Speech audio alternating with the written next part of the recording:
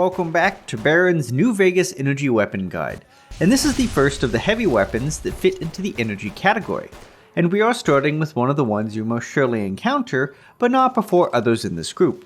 An old classic given new life, the Flamer.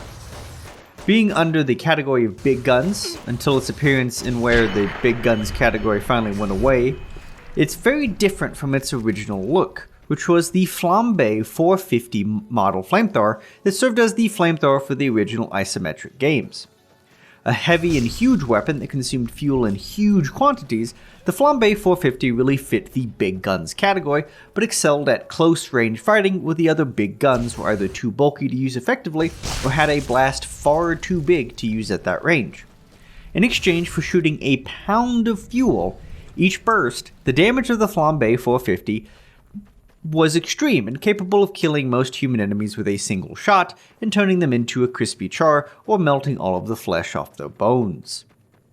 However, with the transition to 3D, the appeal of a big, bulky flamethrower with such short range was not really ideal, and was replaced with the still unnamed Flamer starting in Fallout 3, although there was a very rough prototype for this transitional weapon in the Brotherhood of Steel game. The model is the same as the DC Wasteland model, and makes for an exaggerated look familiar to any kid that drew a flamethrower based solely on the name. And as another note, the Van Buren version of the Flamer has more in common with the FT-13 Flamer from Fallout 4 than the Flamer that's in Fallout 3 and Fallout New Vegas. This version is a more traditional flamethrower, having a large fuel tank and then smaller tanks that are pressurized to push the fluid out into the pilot flame. While real flamethrowers have an appreciable range where they shoot their fiery death, most video game flamethrowers are very short-ranged for balance reasons. The strange nature of the Flambe 450 made more sense for this behavior, but the unnamed Flamer definitely has more structure to support its long range that it sadly lacks. Now, what is the appeal of the Flamer when there are lasers and plasma and man-portable miniguns? Well, in the early games, the main appeal was fire damage, which was rarely resisted in high quantities, and with such high damage it was able to cut through DR and DT quite well. It also served as an early game big gun, which was mostly built for end-game to mid-game weapons, unlike Fallout's predecessor Wasteland, which had a weapon for each point in the game. But the first one also included a very similar high damage flamethrower.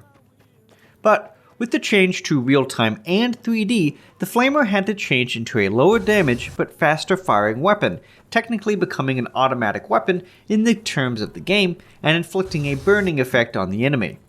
Pushing the limits of the lighting engine, the flames brightly show off your enemy as you watch them die. Now sadly, each tick of fire damage does not stack, which, while understandable, makes damage over time sadly underpowered in the game. From poisons to flames, it's a hard time to be a pyromaniac.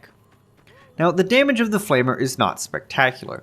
At 16 damage, but with 8 shots per second, that is a DPS of 128, with the dot always being 2 damage per second for 5 seconds, despite being hit 8 times in that time. With a capacity of 60 shots worth of fuel and a very quick reload of 1.5 seconds, which looks more like the courier is switching the priming gas tanks. Now, how the tanks get repressurized is anyone's guess, but it is better than taking the tank off and refueling it from an air compressor and a barrel. Regardless, the sustained DPS is very similar at 106.7.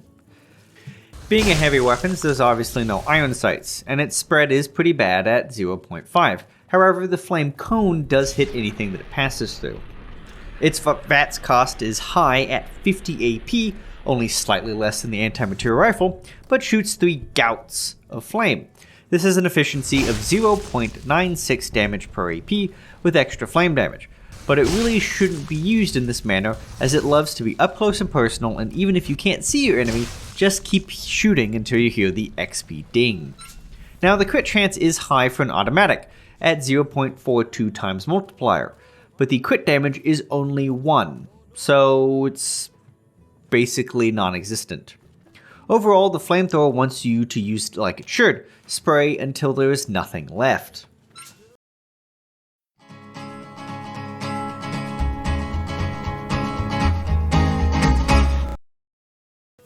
Now technically, the Flamer is not the entry heavy weapon, or even the first of the incendiary weapons, but it is the most fitting to start given its history.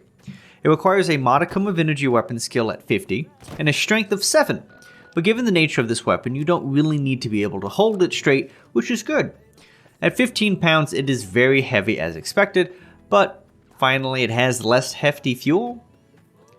It is pretty affordable as well for a heavy weapon, even if it has high ammo consumption. At 2,350 caps, and with one mod, it is the second cheapest heavy weapon in the game, although it can do some work for that price. Now, the first and only mod is the Flamer Expanded Tanks, at 1,300 caps, which adds 2 red tanks to the side of the backpack, which are quite a bit taller and thicker than the old tanks.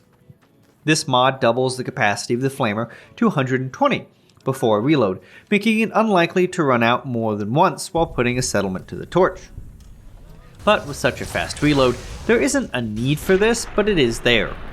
Now for the price and automatic nature, the durability is great for a single shot weapon, but on the low end for full autos.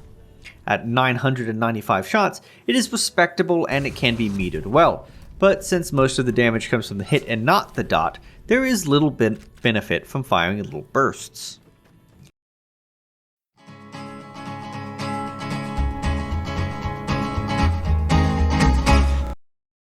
Now, the ammo is something different than what you'd expect, since the resource wars were all about limited fuels. So, as such, the flamer fuel is going to be made from more natural sources. This renewable resource is pretty cheap at 1 cap per unit, making the cost of feeding very low. But there is a recipe for homemade flamer fuel for those that want to do crafting ammo only playthroughs for the challenge. This is an ethanol-based fuel, using 2 corn, a box of sugar bombs, and a box of detergent for 20 fuel. Now, with the DLCs, this fuel can be made quite easily, as the maize and sugar bombs can be made ad infinitum, with only the detergent being a bottleneck, but it isn't used in any other recipe. The thing that makes this recipe less than ideal is that it multiplies the wear to the weapon by 3 times, much like the ethanol fuels today, because they eat through rubber like mad. But assuming the corn is grown/stolen, the ingredients only cost 20 caps and produce 20 fuel. However, because the cost of the fuel is 0, you cannot use this to make money, which is quite sad. Besides the difference in wear rates though, the fuels are the same damage-wise, so it is probably wise to just use normal fuel unless you really need fuel and just so happen to have all the things on hand.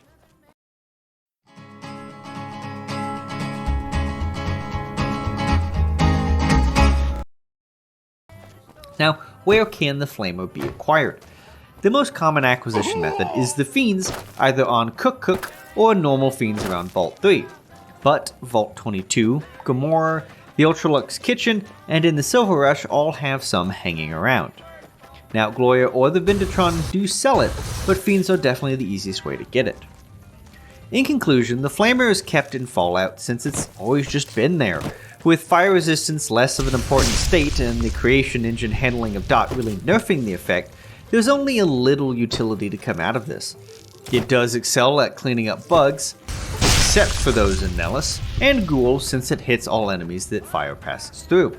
It is the best anti-melee horde weapon if you only can kill them quickly enough, when Deathclaws, Yao Guai, and other large creatures will be a critical threat after the Pyromaniac perk, which pushes it past the 20 damage, meaning that it can roast most mediumly armored enemies in short order. But you do have to be pretty close. And luckily the tank does not explode when hit from behind.